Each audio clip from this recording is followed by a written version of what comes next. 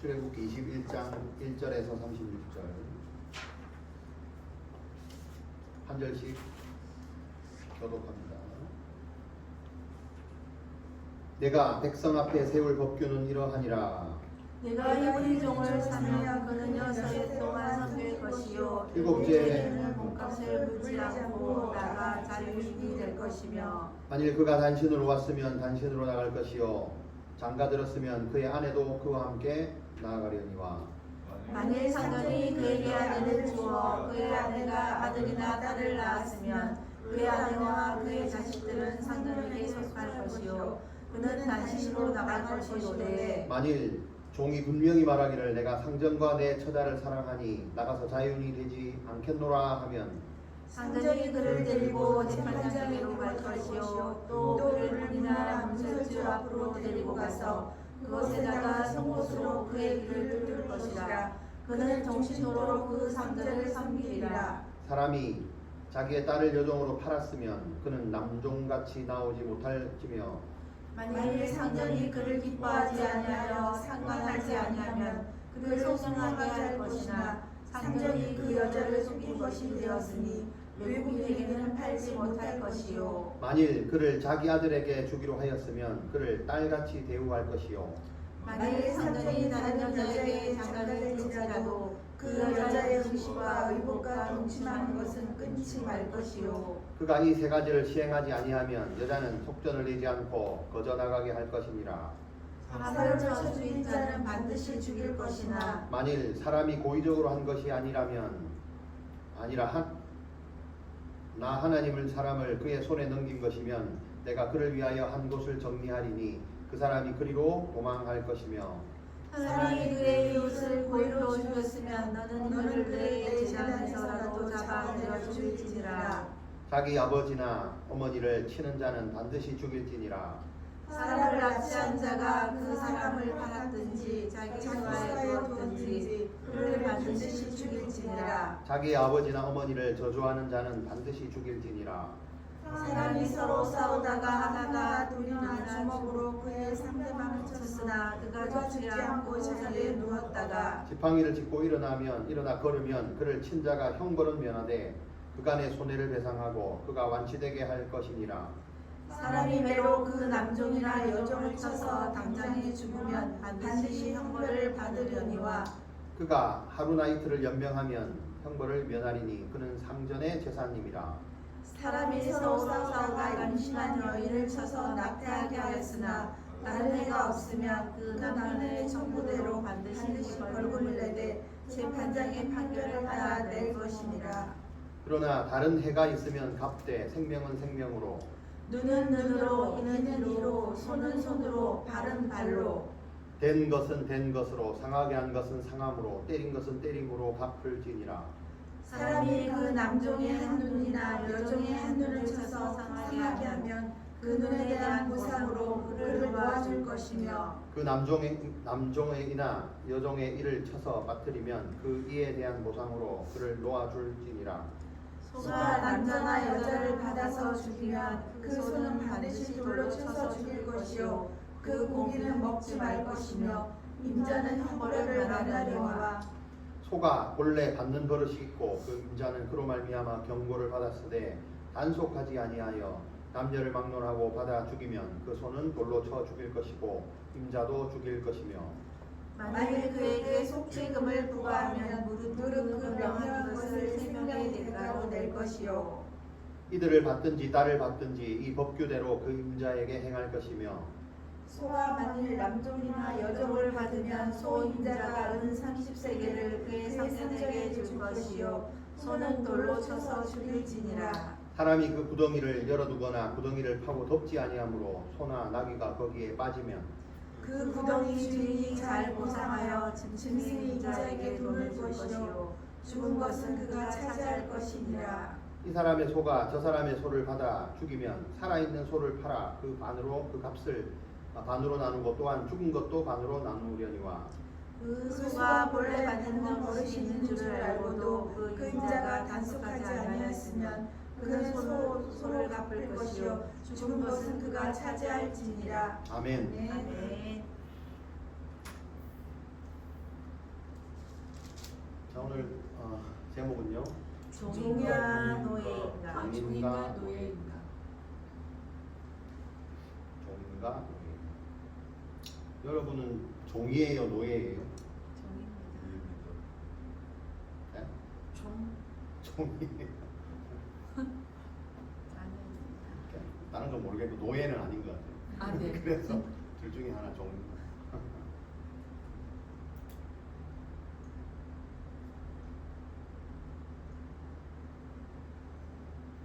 그 누구지? 경희 쌤 잘 들려요? 밖이라 잘 안 들리나? 귀를 쫑긋 해서 하세요. 잘안 들려요. 그죠? 노예인가 노예 종인가 노예인가? 종인가 노예인가 종이에요, 노예예요? 종이요. 예. 밖에 나가면 이어폰을 끼는 게 훨씬 나을 거예요. 네. 하여튼 잘 들으세요. 자, 이제 우리가 이스라엘 백성들이 출애굽해서 이제 광야로 갔죠. 네. 그래서 광야에 가서 하나님이 주신 게 뭐예요? 명. 물도 주고 고기도 주고. 음식도 주고 그죠? 일단 육신의 필요를 채우셨죠. 그 다음에 이제 함께 살아갈 수 있는 어떤 그 율법 이런 것들을 이제 주시죠. 주실 때 어떤 하나님의 공의가 반영된 그죠? 그런 율법을 이스라엘 백성들에게 이제 주시는 거죠. 왜 하나님의 공의가 반영됐죠? 그걸 보고 내가 누구인가가 드러나야 돼요. 하나님 이런 분이다라는 거를 가르쳐 주시기 위해서 하나님이 율법이라는 걸 이제 보이지 않는 하나님을 보이는 율법으로 이렇게 이스라엘 백성들에게 준 거죠.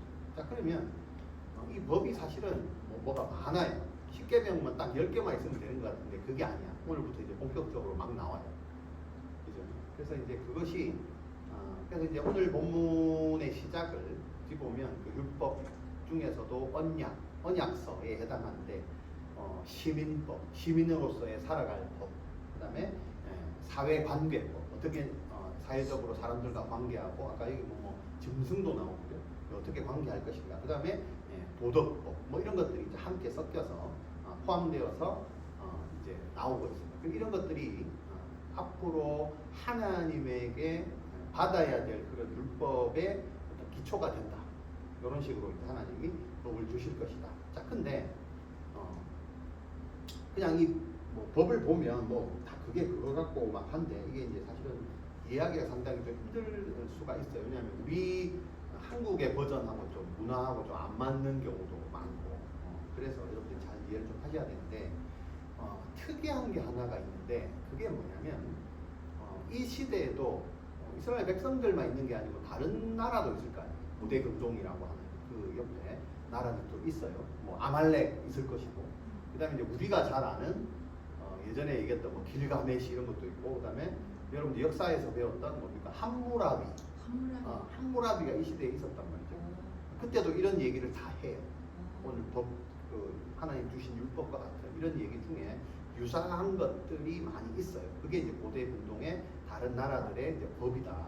그런 것과 비교했을 때 하나님이 주신 율법이 특이한 점이 하나 있는데 이게 뭐냐면 자, 오늘 처음으로 율법을 주시는데 뭐가 나와요? 히브리 종, 노예 이게 나오죠.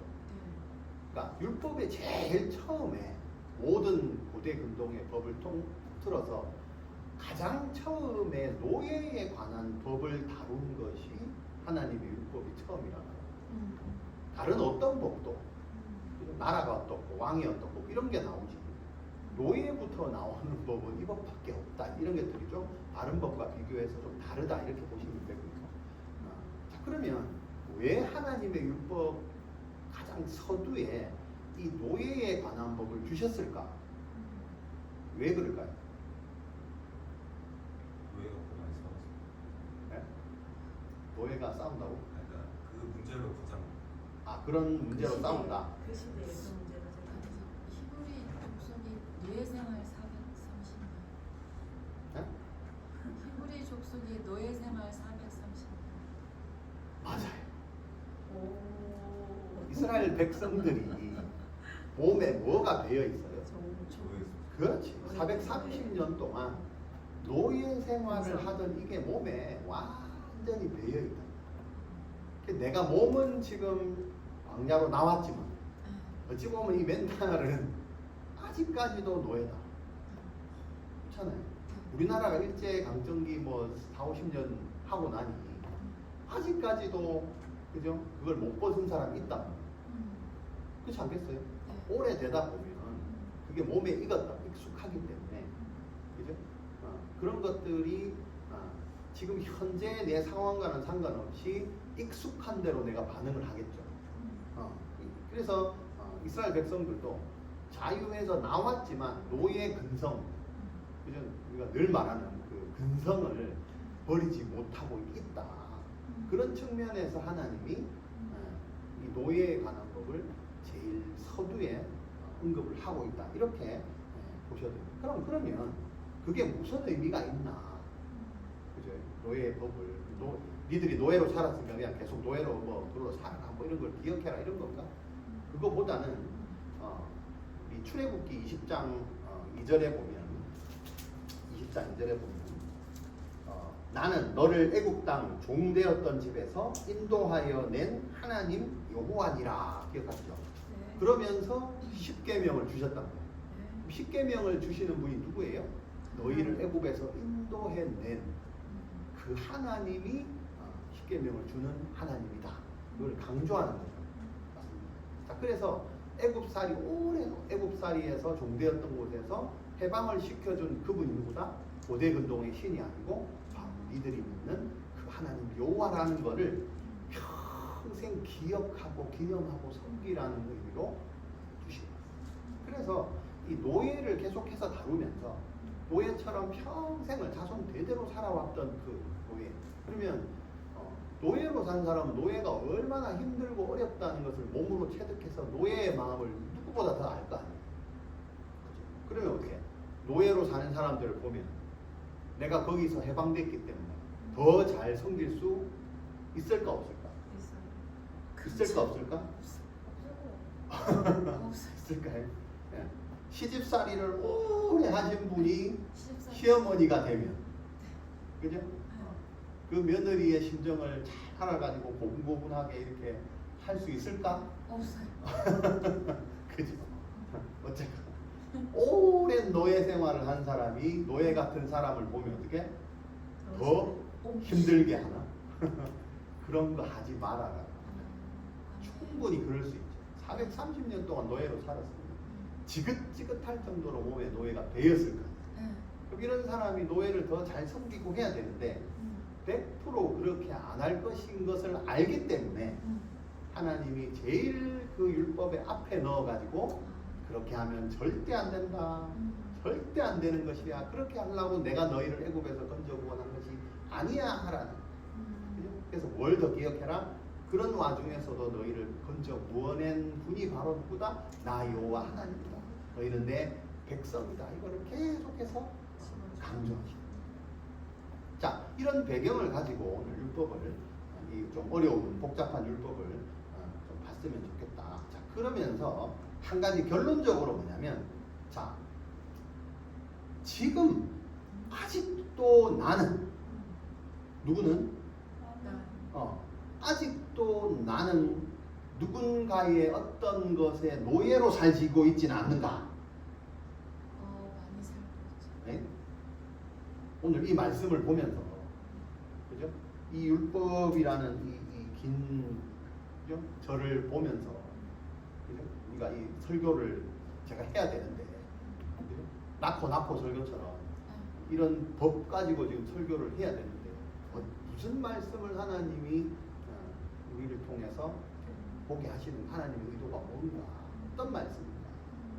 그죠? 결론적으로 봤을 때 나는, 여러분은 애굽에서 출애굽한 자유함을 얻은, 죄에서 자유함을 얻은 사람인가가 확인돼야 됩니다. 그럼 광야가 나온 거 아니에요. 나왔지만 여전히 그 노예 근성 가운데 누군가의 무엇인가의 노예가 되어서 살아가는 건 아닌가? 를 점검하라는 의미의 본문이다. 그죠? 네. 그러면 그것을 하고 있는지 안 하고 있는지를 오늘 법을 통해서 말씀하고 계십니다. 이런 유사한 것들을 하고 있는지 안 하고 있는지를 보라는 거예요. 자, 그러면 크게 오늘 본문은 5가지의 어떤 분류로 나누어집니다. 첫 번째는 뭐냐면 이 종에 관한 규례입니다. 남종과 여종에 관한 규례가 있고, 자, 두 번째는 이 사형에 해당하는 법에 관한 규례를 말합니다. 그래서 1절에서 6절까지 11절까지가 남종과 여종에 관한 규례입니다. 그리고 12절부터 17절까지가 사형에 관한 규례에 관한 것입니다. 17절까지. 그리고 18절부터 27절까지가 신체적인 피해를 입히는 것에 대해서 27절까지 다루고요. 그다음 네 번째는 28절부터 32절까지. 자, 짐승, 사람을 해하는 짐승에 대해서 나옵니다. 그럼 이 짐승의 주인이 있을 거 아니에요? 네. 같은 겁니다. 자, 그 다음에 33절에서 36절은 자기가 집에서 키우는 사람 이외의 가축, 소유물이죠. 여기에 관한 법이 5가지가 나옵니다. 이렇게 요약을 해서 여러분들이 보시면 확실히 볼 수가 있습니다. 자, 그러면 첫 번째로 종에 관한 것, 첫 번째 남자 노예에 관한 것입니다. 2절에 보면 히브리 종을 사면 그는 6해 동안에 섬길 것이고 7째 해에는 몸값을 물지 않고 나가서 자유인이 된다, 이렇게 얘기했어요. 자, 잘 들으십시오. 이스라엘 백성들이 애굽에서 종살이를 하다가 통째로 나왔죠. 나왔는데 이 많은 사람들이 이 광야에 속은 가나안 땅에서 이제 우리가 살아야 되는데 모세도 이걸 이제 관리하기 위해서 10부장, 50부장, 100부장 막 이렇게 했잖아요. 재판도 하고. 그러면 재판을 해야 되는데 무슨 법이 있어야 될까? 그쵸. 그걸 하나님이 주신 거거든요. 그 중에 제일 첫 번째가 무슨 뭐에 대한 법이라고요? 노예에 관한 법. 자, 그러면 좀 이상하지 않아요? 나만 이상하네. 질문이 하나 나와야 되겠지, 이 시점에서. 전혀 잠시. 아니, 생각해 보세요. 노예에서 해방을 했는데 또 노예야. 네? 이스라엘 백성들끼리 노예를, 네가 히브리 종을 사면 어디서? 히브리 민족 안에서 또 종을 또 산대. 노예 종살이에서 나왔는데 또 종이야. 우리끼리도 또 종이야. 무슨 말이 됩니까? 네네. 이건 또 뭐야? 네. 차라리 종을 삼지 말고 같이 공동체 생활을 열심히 해라, 뭐 이렇게 나와야 되는데 그쵸. 히브리에서 종을 삼아라, 종을 산다, 이런 얘기가 나오잖아요. 그러면 종을 인정하는 거잖아. 이건 뭐야? 종살이에서 해방시켜 준 게 아니잖아. 이 사람은 광야에서도 종이고 가나안에서도 또 종이잖아. 네. 이런 생각 안 드세요? 드네요 지금. 이해되세요? 네. 진짜 히브리 다 자유한 사람인데 또 종을 얘기하잖아. 이 사람은 애굽에서도 종이고 히브리 민족들끼리 나왔는데 또 종이야. 지금 그 얘기 하는 거예요. 자, 그래서 그래서 이 배경을 봐야 돼. 뭐냐면 이 광야 혹은 이 히브리 이쪽 이 시대에 그만큼 사실은 먹고 살기가 힘든 시대였다. 정말 그만큼 힘들어서 잘 사는 사람이 그냥 이 상태에서 내버려두면 잘 사는 사람은 먹고 사는데 지장이 없어요. 어떤 방식을 통해서. 근데 진짜 아무것도 못하는 사람들은 너무 많은 사람들이 죽어나갈 수밖에 없는 상황입니다. 그럼 어떻게 해야 돼요? 타일러야 되는 그 사람. 열심히 살아야 되는 거. 아니, 그 사람을 종으로 살아야 돼요. 그럼 어떻게 해? 같이 살 수 있는 방법이 뭐예요? 종을 삼는 거예요. 자, 그리고 가족들이 먹고 살기가 너무, 우리나라도 옛날에 그랬어. 그죠? 자기 자녀를 뭐 부잣집에 뭐 시집 보내고 뭐 이런 거 많았잖아요. 또 우리 집에서 못 키우면 이모 집에서 자라고 뭐 이런 사람 있어. 이모 집에 고모 집에 맡기고 뭐 이런 사람 있어요. 물론 마음의 상처는 있었겠지만 어쨌거나 잘 키워주면 함께 잘 살 수 있는 어떤 방법이죠. 이런 방법이죠. 이 시대에 이런 게 있었다는 거죠. 그래서 핵심은 뭐냐면 종이 아니고 인권을 어떻게 보호해 줄 것이냐가 핵심이에요. 이 법에 같이 다 인권을 보호하면서 잘 살 수 있는 노예지. 자, 그래서 노예로 삼 때 우리가 생각하는 노예 개념을 이제 탈피하셔야 됩니다. 성경에 나오는 노예, 여기서 나오는 뭐냐면 평생 노예가 아니고 6년 동안만 노예다. 그리고 7년 때는 은혜의 해를 선포해서 7년에는 무조건 희년에 자유자로 밖으로 보낼 수 있는 거죠. 무슨 얘기인지 이해됩니까? 네. 노예도 평생 노예가 아니고 430년 동안 노예가 아니고 딱 6년 동안 기한을 주고 그때는 자유하게 내보낼 수 있도록 법을 정해놓은 거예요. 이해됩니까? 그러면 시작해서 종은 몇 년까지만 할 수 있다? 6년. 7년째는 자유. 그 얘기합니다. 첫 번째가. 자, 그러면 이럴 수 있어요. 희년이란 게 항상 6년 뒤에 7년째 오고 그 다음에 다시 또 시작해서 6년 뒤에 또 7년째 희년이 이렇게 되거든요. 자, 그러면 우리 집이 먹고 살만 하다가 한 3년째 가세가 기울어서 그때부터 종이 됐어. 그럼 희년은 내년 3년 뒤에 희년이야. 그럼 나는 지금 3년째부터 노예가 됐잖아요. 그럼 어떻게 돼요? 어떻게 돼요?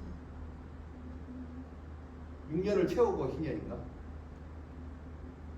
그게 아니고 예, 이 기념일은 나라 전체가 지키는 날이거든. 그래서 내가 3년이건 4년이건 5년이건 네가 종되는 기준하고는 상관없이 희년에는 무조건 자유야. 3년째 종이 되면 나는 3년만 종살이하고 바로 자유야. 5년째 하면 1년만 하고 바로 자유야. 그게 이제 법을 정해놓은 거예요. 무슨 이해되십니까? 그게 이제 요 노예의 법입니다. 자, 그러면서 6년 동안 뭐 혹은 5년 동안 부리던 노예를 자유를 줄 때는 어떤 조건도 부여해서는 안 되고 그냥 자유하게. 너 지금까지 내한테 살았으니까 뭐 좀 내놓고 가 이런 거 전혀 없다는 거. 그냥 아무 조건 없이 그냥 자유하게 만들어준다. 또 심지어는 신명기에서에 보면 주인이 이 떠나가는 노예를 통해서 그러니까 아무것도 조건도 없지만 또 그냥 내버려도 못 되게 돼요. 여러분 잘 생각해야 됩니다. 그래서 이 법이 생긴 거예요. 노예가 6년 동안 노예 생활을 하다가 오늘부터 자유했어. 나가서 뭐 할 건데?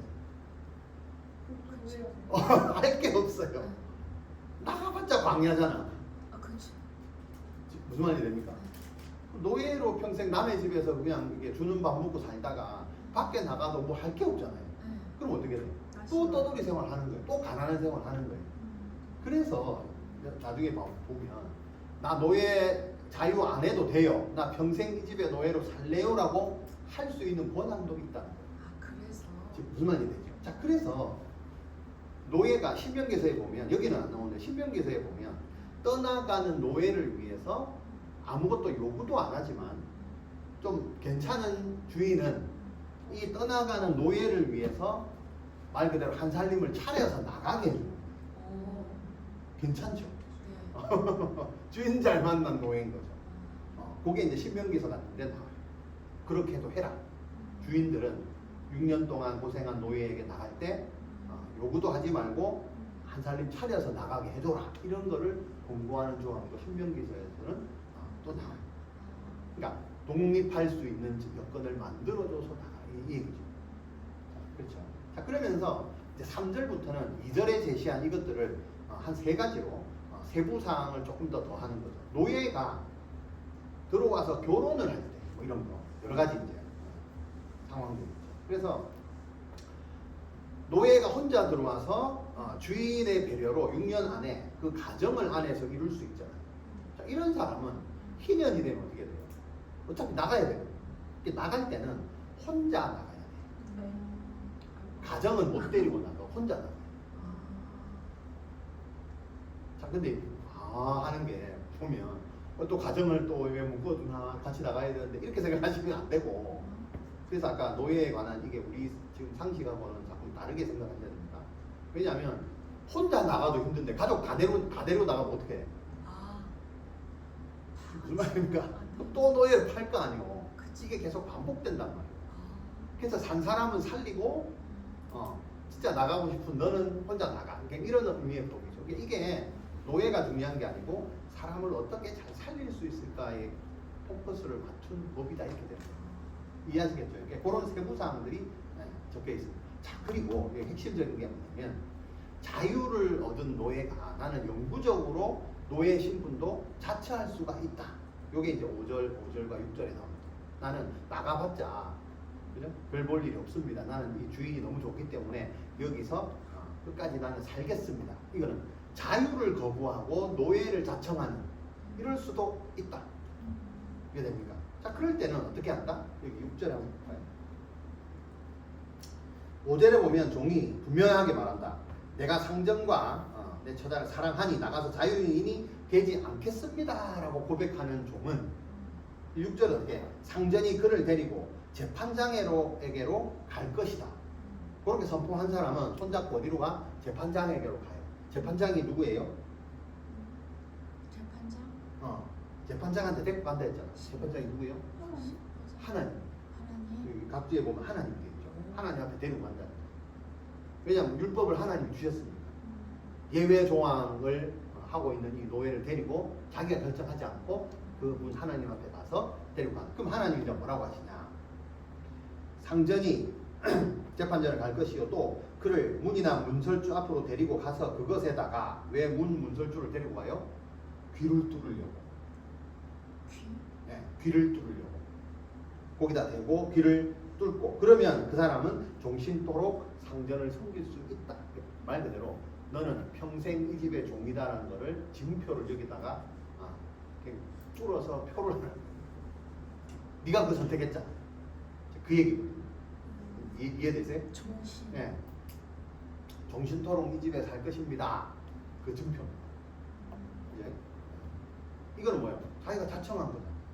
나는 자유가 싫고 노예가 좋아요. 그죠? 자, 그래서 왜 이게 이 귀를 뚫는 요게 사실은 하나님이 이 희년을 선포하고 자유를 선포했지만 자기가 스스로 하나님의 자유를 거부하고 사람의 노예가 되기로 작정한 사람 말리지는 않지만 이것이 형벌의 개념으로 이 길을 뚫었다. 그래서 오늘 제목이 뭐예요? 종이냐 노예냐. 여러분 애굽에서 죄에서 자유를 얻은 우리가 노예 생활을 면했잖아요. 그죠? 너희 약이 마귀. 그래서 떠나서 우리는 하나님 앞에서 자유한 이 몸이 자유의 몸이에요. 하나님의 종이 된 거예요. 하나님의 종. 그런 의미. 그래서 종. 근데 이게 웃기죠. 하나님의 종 되기를 거부하는 사람. 불편하니까. 그래서 어떻게 해요? 다시 나는 누군가의 노예로 돌아갈 것이야. 딱 두 사람은 어찌 보면 오늘의 본문의 핵심이 딱 이거야. 어떻게 할까? 선택해라. 우리가 평생 죄의 노예로 살아왔어요. 인정하십니까? 네. 거기서 구원해 주신 분이 누구예요? 내가 교회를 다녀서예요? 하나님이 인도하셨다. 그럼 나는 이제 뭐가 된 거예요? 죄에서 자유함을 입은 하나님의 종이 된 거죠. 살고 보니까 이 종도 귀찮아 싫어. 그죠? 그래서 다시 누군가의 애굽으로는 안 들어갔지만 또 누군가의 그죠? 노예로 살아가고 있는 우리의 모습. 이걸 하나님 뭐라고? 길을 뚫으신다. 이런 우리를 점검해. 그렇지? 그 형벌. 그건 안 되는 거예요. 안 되는 거예요. 자, 그 다음에 7절에 보면 여자 노예에 관한 법이에요. 여자 노예는 7절에 보니까 자기 딸을 여종으로 팔았으면 그는 남종같이 나오지 못할지만 남종은 7년 만에 나올 수 있는데 여종은 7년이 돼도 못 나옵니다. 끝까지 노예가 돼야 돼요. 그죠? 그래서 아까 위에 노예 생각을 또 계속 노예로 사는 그게 아니고 아까 봐. 남자가 나가도 살기 힘든 세상에 여자 혼자 나가서 어쩌라고? 100% 살아갈 수가 없어요. 특히 이 시대에. 그래서 오죽했으면 자기 자녀를 다른 데다 팔겠냐. 그래서 여기 이 나라에 몸을 파는 사람들이 그렇게 많다. 아니면 살아갈 게 없잖아. 특히 여자들. 그래서 나가면 오히려 노예로 사는 것보다 더 비참한 삶을 사니까 특별히 여자들은 안 나가요. 그래서 그게 다르다. 그러니까 자유로울 수 없는 게 억압이라고 생각하시면 안 되고 그런 여자들을 법으로 보호하고 있다라고 생각해요. 그 법이 이 법입니다. 이걸 잘 이해하셔야 돼요. 그죠? 우리는 또 자유하지 못하니까 여자들 억압해서 뭐 그럼 하나님이 남자만 챙기고 여자만 챙기고 또 뭐 페미니즘이 나오고 이러면 이거는 잘못 간 겁니다. 보호한 하나님의 백성을 보호하는 최소한의 인간의 존엄성을 챙겨주시는 하나님의 사랑, 인도하심, 보호하심 이런 점. 자, 그리고 남자가 아내를 맞이하기 위해서 여자를 노예로 샀다가 결혼하는 거죠. 나하고 결혼하자. 그러면 자동적으로 집으로 오게 하죠. 근데 결혼을 하다가 생각해 보니까 아내 포기할 경우에는 어떻게 해요? 얘는 다시 보내야 되죠. 그럴 때는 적절하게 보상을 해서 왔던 친정으로 다시 돌려보내라는 법이 8절입니다. 그리고 노예를 아내로 삼았다가 말 그대로 남자가 바람을 핀 거예요. 싫어서 그냥 여자를 보낸 케이스가 아니고 하나를 삼았는데 하나 더 필요한 거예요. 바람을 핀 거죠. 그럴 때는 어떻게 돼요? 이 전처에 대한 보상하는 거예요. 첫 번째 아내에 대한 네가 바람을 피우는 건 자유일지 모르나 왜 노예이기 때문에 만약에 이런 것들 한 명 혹은 플러스 하나 더 했을 경우에는 이 첫 번째 전처에 대한 의무를 이 사람이 죽는 날까지 다 해야 된다. 요게 그 다음에 네 자유 주인에 대한 거. 자, 그 다음에 이 남편에 대한 세 가지 의무가 여기 성경에 나옵니다. 10절에 보면 상전이 다른 여자에게 장가를 들지라도 그 여자의 뭘 해야 돼요? 세 가지 의무를 다 해야 돼요. 다 하지 않을 때는 조건 없이 자유인으로 무조건 내 여자를 들였다. 그 세 가지 의무가 뭐예요? 음식과 의복과 그 다음에 동침하는 것 이런 것들을 남자는 제공을 해줘요. 오늘도 이런 거와 비슷한 법이 있죠. 실제로 이혼 같은 걸 할 때 위자료 안에 이런 거에 딱 포함된 거예요. 이게 안 됐을 때 이혼 사유가 되는 거예요. 이 시대에도 이런 것들이 있다. 자, 그래서 이런 것들 봤을 때 핵심은 노예로 삼고 막 자유하지 않고 이런 의미가 아니고 하나님은 인간의 존엄성 그리고 자존감 이런 것들을 절대 박탈을 해서는 안 된다는 것이 이스라엘 백성들에게 주시는 것. 이것이 하나님의 법의 취지다 이렇게 됩니다. 자, 두 번째로요. 사형에 해당하는 죽음에 해당하는 세 개가 있습니다. 뭐냐? 살인하지 말지어다. 그 다음에 부모를 폭행하지 마. 둘 다 살인, 부모 폭행, 그 다음에 유괴. 이 세 가지는 사형에 해당된다라고. 자, 이 살인일 경우에 두 가지가 있습니다. 계획적인 살인. 내가 저 인간을 죽여야지. 그죠? 이게 있고 실수로 사람이 죽었을 경우 두 가지를 말합니다. 그래서 실수로 만약에 당연히 계획적인 거는 사형이고 실수로 그죠? 죽였을 경우에는 어떻게 해요? 도피성을 마련해서 거기로 피할 수 있도록 기회를 줍니다. 자, 두 번째, 부모를 학대하는 경우. 이 학대는 여기서는 두 가지가 있습니다. 신체적인 학대와 언어 학대 두 가지가 있습니다. 자녀가 부모를 절대 신체적으로 학대를 하면 그게 사형. 또 언어 폭행을 했을 때도 이렇게 됩니다. 자, 이거와 유사한 법이 함무라비 법전에도 있습니다. 부모를 신체적으로 학대하거나 언어 학대를 했을 때 어떻게 해라? 손을 잘라라 이렇게 됩니다. 함무라비 법전에서 이렇게 비슷한 게 있죠. 성경은 어떻게? 죽여라 이렇게 됩니다. 그리고 십계명의 가장 중요한 핵심 본문이 뭐라 그랬어요?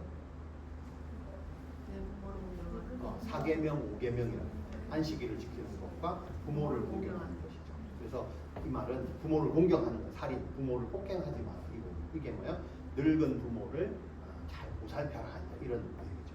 자, 그 다음에 이 유괴는 사람을 자기의 유익을 위해서, 이익을 위해서, 그래서 요거를 노리고 사람을 데리고 인권을 유리하는 이런 것들 했을 때는 어떻게 해요? 사형에 해당하는 것이다. 그러니까 그런 거 하지 마라 이 얘기죠. 사람을 자기 유익을 위해서 사고 파는 것을 엄격하게 금지한 게 이스라엘의 법이었다. 사람을 보호하는 거죠. 자, 세 번째는 신체의 피해에 관한 법입니다. 신체 피해. 이건 뭐예요?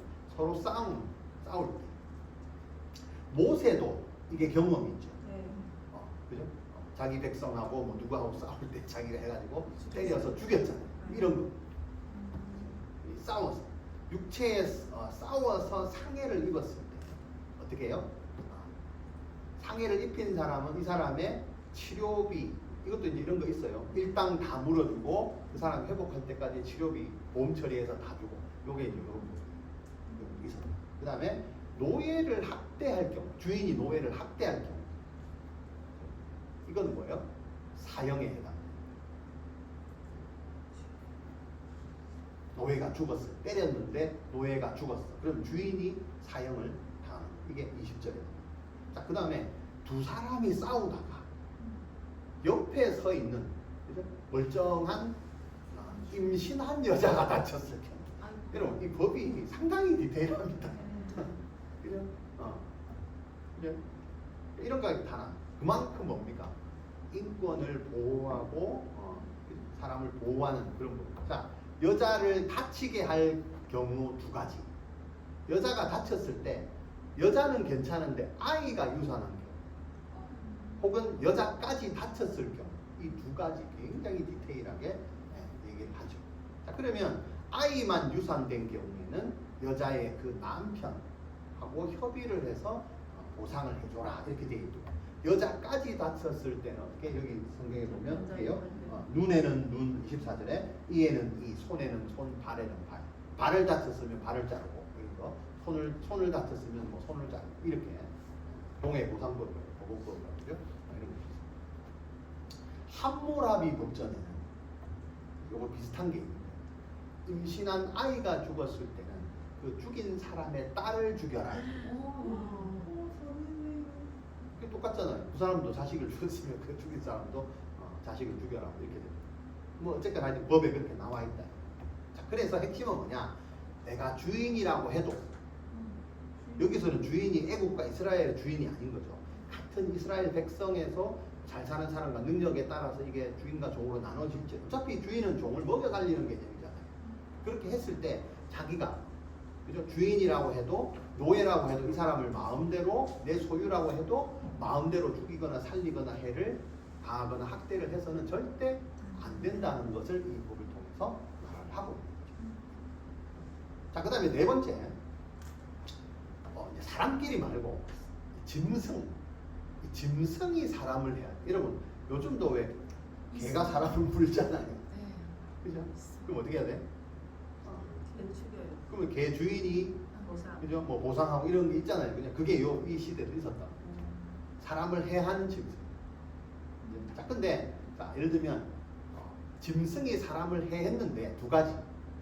이 짐승이 과거 경험이 있는가 없는가, 사람을 물었던 경험이 있는가 없는가에 따라서 다르게 나와요. 자, 그래서 어쨌거나 사람을 해한 적이 없는 짐승이 사람을 해했을 때 어떻게 돼요? 짐승을 돌로 쳐 죽입니다. 과거 전력이 없는 경우에 사람을 해했을 때 이 짐승을 돌로 쳐 죽입니다. 그리고 그 짐승은 어떻게 돼요? 죽은 짐승은 고기를 절대 먹으면 안 된다. 왜? 여기서 해를 가하는 거는 이 짐승이 사람을 뭐 물든지 바치든지 해가지고 이 사람이 죽었을 경우에 그 얘기입니다. 그때 돌로 쳐 죽이는 겁니다. 그리고 고기는 먹지 않는 거죠. 왜 그럴까? 사람이든 짐승이건 사람을 죽였다는 것은 뭐예요? 이 사람이 뭐예요? 하나님의 창조물이잖아요. 그죠? 이 창조 질서를 파괴하는 죄다. 그래서 자, 그러면 사람을 해한 적이 있는데 주인이 우리 소가 좀 사나워. 그럼 어떻게? 잘 묶어둬야 되잖아. 그럼에도 불구하고 이 조치를 시행을 못해서 얘가 별난게 가가지고 사람을 받아서 죽였다. 이러면 어떻게 되냐? 짐승은 100% 돌로 쳐 죽이고 어떻게 해요? 주인도 사형에 처해야 돼. 사형? 사형, 주인도 사형이지. 예, 조치를 안 했기 때문에. 역시나 이 짐승이 하나님의 창조물이 사람을 해쳤기 때문에 그 주인도 그 책임이 있다. 그래서 주인도 죽여야 돼. 자, 여기 보면 창세기 9장 5절에 가인이 아벨을 죽이지. 이런 것 같아. 이때 하나님 뭐래요? 너의 피, 생명의 피를 찾을 것이다. 계속. 하나님의 창조물인 이 사람을. 그래서 이게 땅을 더럽히는. 그래서 반드시 이런 것들을 죽일 때는 모든 사람이 모여 있는 공간에서 돌을 던지고 이렇게 죄를 하는 거예요. 가장 일반적인 게 돌을 던지는 거예요. 그래서 왜 예수님도 그 가늠한 여자가 있을 때 사람들 앞에 다 모여 있을 때 너희 중에 죄 없는 자가 돌로 쳐라, 이제 그런 법이 있는 거죠. 자, 그래서 이제 그렇게 많은 사람들이 이런 걸 시행을 할 때 더럽혀져 있는 이 땅이 다시 이렇게 회복된다는 그런 의미가 있다. 그래서 공회가 모인 자리에서 그걸 시행해라. 이게 이제 나중에 신명기에 보면 또 이런 것들이 나옵니다. 자, 그 다음에 이 짐승이 주인 말고 노예를 해쳤을 때, 주인하고 노예는 좀 다르거든요. 노예를 해쳤을 때는 이 주인이 자기 그 소가 만약에 다른 집 노예를 상해했을 때는 그 노예의 주인에게 30세겔을 지불해야 돼. 그리고 소는 죽여야 돼. 무슨 말이에요? 네. 하여튼 이런 법이 짐승에 관한 법. 자, 그 다음에 짐승과 사람 말고 이제는 이 가축이 피해를 입었을 경우, 이게 뭐냐면 그 사람이 이렇게 구덩이를 여기 성경에 보면 33절에 보면 구덩이를 파는, 사람이 구덩이를 열어두거나 구덩이를 파고 어떻게 해요? 덮지 아니해서 소나 나귀가 거기에 빠져 죽었을 때, 여러분 구덩이 하니까 뭐 생각나는 거 없어요? 그렇지, 요셉의 구덩이. 그 구덩이가 바로 이 구덩이. 그죠?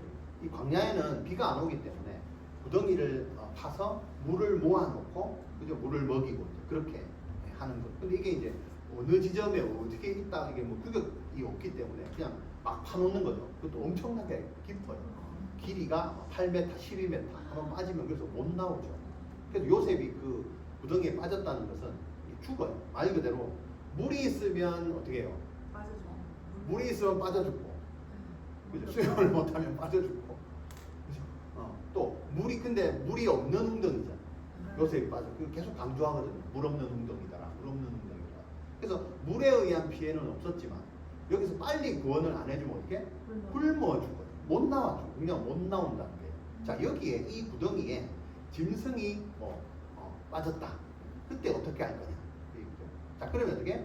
구덩이를 판 사람은 빠져 죽은 이 짐승의 주인에게 어떻게 해요? 그 짐승의 값을 보상을 해야 됩니다. 그리고 주인은 이 짐승의 고기를 갖고 갈 수 있다. 자, 그 다음에 이 똑같은 그 소 혹은 그 똑같은 짐승이 자기들끼리 싸워서, 그죠? 한 마리가 죽을 경우, 법도 그죠? 이렇게 참 디테일한 법까지 다 죽였을 경우에 어떻게 된다? 한 사람이 한 마리가 죽었다. 그랬을 때는 이 두 소의 주인이 나와서, 그죠? 반반씩 이렇게 나누어 가져요. 죽은 소의 반, 살아있는 소의 반, 이걸 2등분해서 서로 나누어 가져라. 자, 근데 아까 또 했죠. 이전에 전적이 있는 별난 소가, 그죠? 그 남의 소를 받아서 죽였을 때는 어떻게? 이 소 주인은 이 죽은 소의 반이 아니고 살아있는 값을 줘야 된다. 왜? 그걸 관리하지 않은 죄로 지불해라. 이렇게 제가 하여튼 디테일하게. 자, 그래서 오늘 본문은 이 5가지에 대한 규례를 하나님 이스라엘 백성들에게, 어떻게 보면 이제는 실제적으로 어떤 그 이스라엘 민족 공동체 안에서 도덕법, 사회적인 법 이런 것들을 이제 말하는데, 노예를 중심으로 5가지로 가축과 사람과의 어떤 그런 관계들, 남녀의 종을 어떻게 이렇게 법을 지켜가면서 나라를 이루어갈 것인가 이런 거에 대해서 이렇게 나오죠. 자, 그러면 오늘 이제 결론을 내려보면 자 이스라엘을 한번 봅시다. 이스라엘은 아까 서두에 얘기했지만 430년 동안 애굽이라는 곳에서 종살이를 했던 민족이에요. 그러면서 자기들의 의지와는 상관없이 하나님의 오로지 하나님의 은혜로 자유인이 된다. 이게 문제예요. 자기의 의지가 없는데 자유가 됐어. 이게 사실 문제. 감사할 수도 있지만 불편할 수도 있어요. 맞죠? 네. 네. 이런 것들을 이제 잘 보셔야 돼요. 그러니까 뭐예요? 하나님이 430년 동안 노예 생활에서 구원해낸 것에 대한 감동이 없을 수 있어요. 왜? 더 힘드니까. 고센 땅이 편하지 광야가 힘들겠어요? 광야가 뭐 더 편하겠어요? 없잖아요. 괜히 나왔네. 내가 나왔나? 나는 나올 생각이 없었어요. 그러니까 애꿎은 모세한테 뭐 하나님한테 계속 원망하는 거죠. 그죠? 충분히 이럴 가능성이 있는 이런 이스라엘 백성들을 하시고 하나님이 그 노예. 어차피 이제 너희들은 알든 모르든 나중에 깨닫든 어쨌든 거기는 너희들이 있어야 될 자리가 아니야라는 것을 깨닫게 해주시겠죠. 그래서 거기서 구원해낸 분이 바로 나 하나님이야라는 것을 너희들이 알고 자손대대로 지키고 그날을 기념해라. 그죠? 나중에라도 알게 된다는 거죠. 그러면서 이 하나님의 은혜를 받은 민족이구나. 내가 여기서 이 땅을 옮겨온 것이 고난도 고난이지만 이 은혜가 더 큰 것이구나를 나중에라도 깨달아야 된다. 이것이 첫 번째가 있고요. 자, 그 다음에 이랬거나 저랬거나 자유가 없는 노예 생활을 한 이 노예의 삶이 얼마나 고통스럽고 힘든 삶인지를 알아야 된다.